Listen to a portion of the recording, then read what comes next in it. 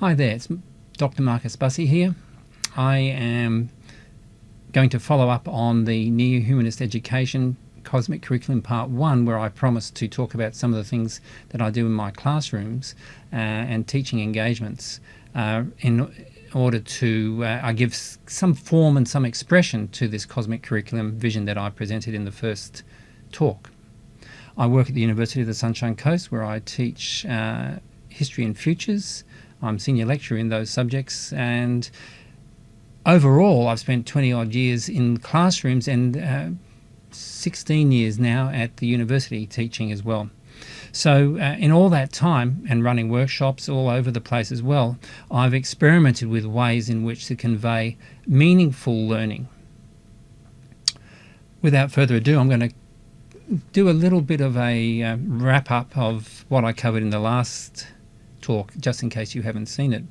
First of all, I want to say that the cosmic story captures the entire arc of the neo-humanist learning story. Every aspect of learning, whether it be cultural learning, whether it's informal or formal, doesn't really matter, can be understood to fit into this cosmic story.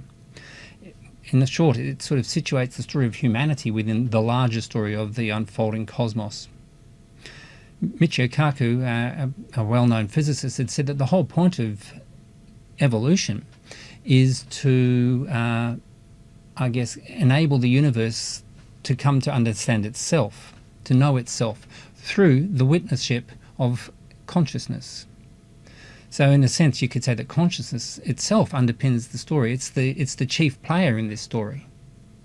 Before humanity and the emergence of culture, consciousness was locked within geophysical and then later biophysical forms. And within this, there were endless experimentation, particularly within the biophysical. With humanity, though, we arrive at culture, and the witnessing capacity of Homo sapiens emerges at this point. Because, in a sense, as many of our great mythic stories, origin stories tell, humanity steps out of nature and into culture, which immediately sets up this divide between the natural world and the cultural world. Though they're deeply intertwined, we had to step into culture in order to look and witness nature and all those forms and all the play that is involved there. It comes at a cost, because of course there's now humanity alienated from the natural world as culture grows more and more away from, and has in our current iterations of culture taken on the domination over nature. But that's another story. So with the unfolding cosmic story, I guess what I really want to say is that it suggests there's a curriculum of forms. And let's really think about that, a curriculum of forms. So no longer is it disciplines. It's actually forms determine the kinds of learning and knowing that are potentially available to us.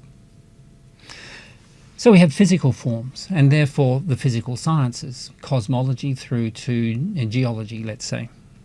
We have biological forms, the life sciences, biological sciences, everything from zoology through to botany. And we have cultural form as well. The cultural sciences, the humanities, including mathematics and language and so on. These are all learning domains that are suggested by the cosmic story. So, let's step away from this sort of abstract statements now and look at some of the practical implications as I've tried to explore them in my own work. In my classroom, for instance, I sought to ignite what I think of as the curricular imagination that finds the learning of the deep narratives provided by the cosmic story. So this curricular imagination is not something that I own and therefore deploy. It's something that actually emerges from the kinds of environment that you create in your own classroom. So I seek to democratize curriculum. I want the children, or currently my young adult or senior adults even, to have a role to play, to feel ownership of the learning process. Of course, they look to me as the person who has a sense of, I've got a compass, I know where we're going. So there is always that kind of authority there, but it is a soft authority. It's not precious. It's not holding on to, I want to achieve this or that. No. It's much more, what can we achieve? How can we co-create within the cosmic story a neo-humanist learning arc? Because whether it's 1 year, 6 months, 13 weeks, which is what I teach here at university, or whether I'm working with a PhD student, or whether it's some in the past I used to have some students I had for up to 5 years because I taught composite classes. So over that 5 years, of course, you're going to cover a lot of ground, and need not be repetitive. It would be thematically oriented. It would be creative, and it would be a sort of a learning journey for us all. So I want to start off, let's say, first thing is, like here, a long timeline of the universe. I've created these with my students, with kids, let's say 8 years through to 12, 13 years in one group. We would create, and all around the classroom, all around, there would be a timeline of the universe from the Big Bang to now. That's really a great place to start, because then I would do things like organise dramas, you could say, and the dramas would be learning dramas. For instance, I'm thinking back to 2002 when we had a fantastic time. Great class, this one. And we set up this museum, but it was a museum that spanned time. It was a museum of the cosmic story. And kids would develop their own stalls and create dioramas that provide information on an aspect of this timeline. So they were kind of like booths, actually, where kids would set up their pet interests. There were 2 kids who did a booth on trilobites, for instance. A couple of others set up a booth on photosynthesis. And of course, these would be aligned with wherever they are on that huge timeline. So they knew why they were doing it, but they knew that what they were interested in fitted into this story, which is really the key thing here. It's knowing that whatever it is that turns you on actually has a place within this story. There were other booths on volcanoes, looking at tectonic shifts. They created things where they could pour in water and demonstrate, Pangea breaking up and all that sort of stuff. There were others looking at the Olduvai Gorges, for instance, and particularly, I remember this one, they had created this diorama around those, I don't know if you know about them, but there are these very famous fossilized in volcanic mud and ash footprints from 3.5 million years ago, human footprints, where a number of adults and a couple of kids were walking across this section post-volcanic eruption or whatever it was, where this dust lay down, and it actually captured their footprints in amazing detail. So these sorts of things became part of this learning journey, built around the activity of, first of all, creating the timeline, and then, well, how do we operationalize that? What sort of things can we do? And of course, the museum was open to the public. We had a day when grandparents and others could come in and walk around, and the children would talk about their own booth and demonstrate what they needed to demonstrate, or illustrate it, or just share their enthusiasm and knowledge. Okay? So this huge timeline is a work in progress. Of course, it can actually roll out over periods of time. It can roll out if you're teaching just a single year level, for instance. You could get your colleagues to build timelines as well. And perhaps you could even coordinate what parts of the timeline you might use across the various year levels. Then the kids become familiar with it, and the cosmic curriculum is no longer your possession again, but it's shared across, let's say, 3, 4, 5. It could be across all the primary years, and so on. And when you move into senior, if the language were to be consistent, it could also be that the children would see, or the learners would see, that their learning is still meaningfully fitting within the cosmic story. On top of that, I want to make the point that, and this was another activity I did with these timelines, playing with timelines was a lot of fun, because the timelines don't need to end in the present. There are a range of futures that can be explored, where children would create various alternatives. It might be a bifurcation, or it might be a whole range, like a fan, of possible futures that they could explore, and they could put dates, and they would be therefore developing what I call the anticipatory imagination, and looking at the kind of momentums behind us, the things that they aspired to, the things that were plausible, sometimes just curious, wacky ideas, but also the things that they feared. They could all be mapped out. And when you can map something out, your ability to feel a little bit more in control of the future emerges. So also I want to point out that the cosmic story offers us a way in which curiosity and skill development grow over time as the knowledge domains grow. And that's part of, I guess, one of the broader objects of learning is that. But then it comes down to, let's get a little bit more detailed here. So kids create museums, they create activities, but what about the skills that are valued today? Literacy and mathematics and language and so on. Well, these all have stories. So, there's a story of Sanskrit, which is, an ancient language, cuneiform and so on.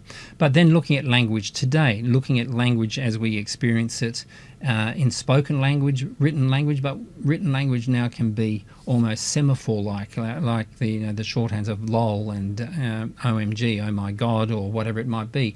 Looking at the way that language is constantly evolving and shaping. Mathematics doesn't evolve and shape in the same way, but one activity that was really great that I ran for at least a month, if not longer, my memory's getting a bit stretched here now, was let's take the zero out of the number system. Because zero only started being used first in India and then it spread around the year 900 or something like that. So it's been in use for, something like 1,300 years. But if you take it out and ask children to explore mathematics in the absence of zero, it's a really, really interesting experience because they suddenly come up, with the kind of problems that, let's say, Romans can't do long division using Roman numerals. So it was that sort of fun stuff and getting to think about that. So then they start to see that language, whether it's mathematical language or linguistic language, have evolved over time. Really cool activity. But, other things there, problem solving within this cosmic story. So let's look at how bread was invented or grain was domesticated, how to build pyramids, how to fire a pot, how also to live in peace. So it doesn't have to be sort of dealing with material culture. It can also be looking at cultural forms where the dominant hierarchical predatory agrarian state systems at different times experimented with other forms of peace. So there's the Pax Romana, which was actually quite a violent thing. But, there was the Indus Valley civilization. And you can just play with these ideas and explore them. But, going back to material culture, especially for young kids, it's really, really a great way of bringing in the cosmic story and making it concrete. So a number of times, at least 3 times that I can remember, I built raku kilns on the campus where I was teaching, and the kids would create ceramic stuff and we would fire it. But we'd do it at night when the light from the fire would be really, really strong and the cracks between the bricks would be glowing and the flame would be shooting at a huge, huge rate from the little chimney that I constructed. And it was just like awe, the absolute awe that you created in kids. And I think awe is something that we shouldn't forget about. We tend to kill awe by forcing them to learn long division or whatever it might be, or grammar, or wherever you're at in that sort of anal small curriculum that's disassociated from a cosmic story. But when you can bring awe and you ignite curiosity, and the curricular imagination really comes into force. So that's really important to remember. So behind this cosmic story sits, of course, other things. So you can look at the struggle that Darwin captured in the survival of the fittest mantra. But then we can also look at, there are other forms. We'll look at all the organic forms that are symbiotic in nature. How does harmony and partnership and even love play out in the organisation and the ordering of the cosmic story and the forms that it's taken over time? People didn't just create language, written language, should I say, text, in order to keep track of the bureaucratic requirements of a state. They also used it to create story and poetry and much beauty. So we need to remember that. So this sense that culture is one thing, it needs to be challenged. There are 2 processes at work. One is that culture is a love story for expanding our human potential, but it's also a fear story. So there's yearning and there's terror there. And to carry that in the back of your mind when you're working across curricula is really important. A couple of other points I want to make. is that, my friend Sahal and Ayatollah gave a talk just very recently, actually, and he must have a Sarkar Anandamurti calendar or something on his desk, because he used this particular image behind me, this quote, which you can't read properly because I'm in the way, but I'm going to read it to you. So, there are numerous other stars and planets in the universe, says Anandamurti. With the further development of science and with the help of interplanetary transportation, human beings will move to other planets. Yeah, Elon Musk must have read this, eh?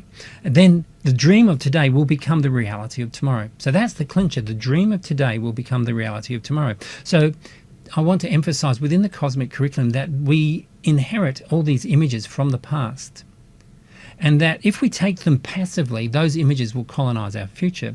So when I was talking about using timelines to move young people into the future so they can explore Australia 2050 or wherever you might be and whatever the context might be, we need to actually understand that we as educators can work with images. There are enabling images and there are ones that disempower. And we need to be very careful how we provide access to those images as we tell our stories. So this brings me then to the mythic and the narrative. So in my own work, one of my chief tools is to tell stories. Actually tell stories from memory, and I'll draw on the board. Whether it was a whiteboard or a chalkboard didn't really matter. And while I was doing that, kids would journal and draw along with me in their own books. The classroom would be deeply silent and engaged while I was drawing, let's say, a Greek myth or an Indian myth, Indian subcontinent myth. But also I did tell the story multiple times of Buffalo Woman Comes Singing, So, and these drawings, my drawings, create the enthusiasm for these kids to capture and the stories in their own drawings, but they would also write little words down, a bit like the image behind me. I'm going to play a trick, says the boy who cried wolf, for instance. So we can take a favourite story, then one of the stories that might have been an absolute classic. Sometimes the kids would ask me to tell the story again, retell the story of Medusa and having her head cut off and all that sort of stuff, because they loved the details, the gruesome details. But we would turn those things into a play. We would discuss the moral dilemmas and the alternatives that arise within stories. At certain points, there's an alternative. Which way would the hero or heroine go? For instance, what kind of decisions did they miss because they assumed this or they did that? So key to telling the story, though, is that you do it from memory. It's not a big book story. You're not reading to them or anything like that. That's another form of communication, and it works really, really well. I have to tell you, in 1998, I think it was, I read the entire of The Lord of the Rings to a class that insisted that I do so. And that had its own major things, and it led to a play and a whole range of other incredible learning side effects. But, text is important. But there are other literacies. So reading a story is one thing, but there is other literacies. And one of the literacies we don't grow particularly well in traditional schooling contexts today is the imaginative literacy, the capacity to co-evolve ecosystems of shared imagining. What Yuval Harari calls intersubjective orders or imagined orders. Okay, and into all of that, there's sitting behind it is this deep love of what we're communicating about. So love sits there. It's powerful and it's a fundamental organising principle, and it takes us beyond the superficial literacies of the world that we live in today, with its obsession with mathematical or numeric literacy and textual literacies. So last message today for you is have fun. Don't get in the way. I'm in the way, aren't I, of that image. Build learning communities day by day. I hope this has helped you, giving you a little bit of a start and thinking about how to harness the power of the Neohumanist cosmic story and take it into the living realities of your own classrooms. Thank you so much.